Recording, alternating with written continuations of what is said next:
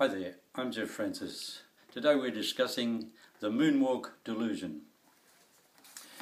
Richard Dawkins, in his famous book, The God Delusion, uses various arguments to present the view that a belief in God is entirely unreasonable. A new book by Richard Backwater, The Moonwalk Delusion, picks up on Dawkins' arguments and demonstrates that a belief that humans walked on the surface of the moon is entirely unreasonable. In fact, the presentation of the Moonwalk Delusion is a gigantic hoax. This book was released on April the 1st and is published by Looney Books. We're going to look at the arguments that Richard Dawkins makes in his book, The Moonwalk Delusion. Firstly, statistics. While 6 billion citizens on our planet accept the limitations of gravity, 9 old white American men persist in the ridiculous belief that they have actually walked on the surface of the moon. The statistics, 6 billion to 9, make the concept of man on the moon supremely improbable. Mythology. The moonwalk myth fulfills an ancient human need for significance. Men have looked longingly to the moon for centuries, wishing they could leave the gravity of Earth and explore new worlds. The myths of the man in the moon and the moon made of green cheese led naturally to a desired myth of our own little man in the moon to fulfill this longing. Science. Scientists have progressively brought light to bear on our knowledge of the moon. Mass spectrophotometry has proven that the moon is not made of green cheese. The appearance of the man in the moon, in various cultural traditions, has now been explained by accurate astronomical mapping of the mountains and valleys of the moon's surface. Accurate high-speed photography of Michael Jackson's moonwalk dance of 1983 have shown the act to be an illusion. Jackson's hit was not even original.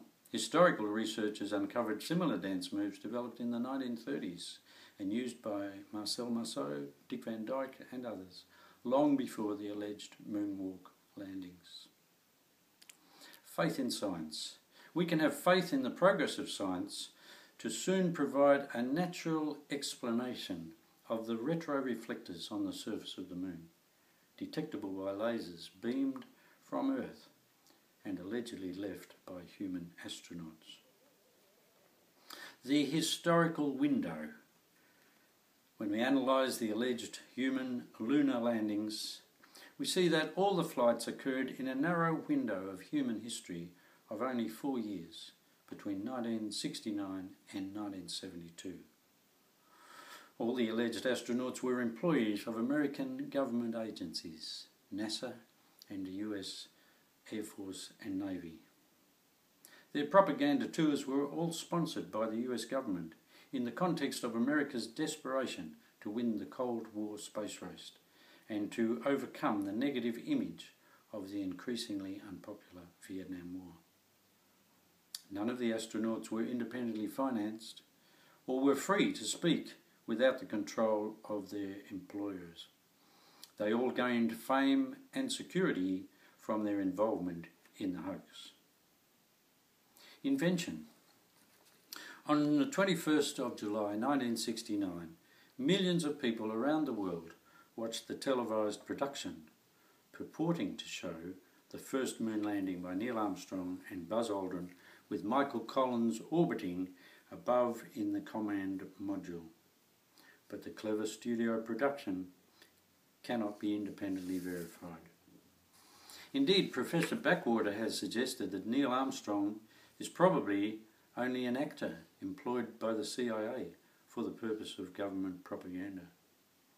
Professor Backwater said he saw no reason to study Armstrong's authorised biography, First Man, The Life of Neil A. Armstrong by James R. Hansen. He had this to say: "Would you listen to an old man who said he was the first human to step onto the moon?"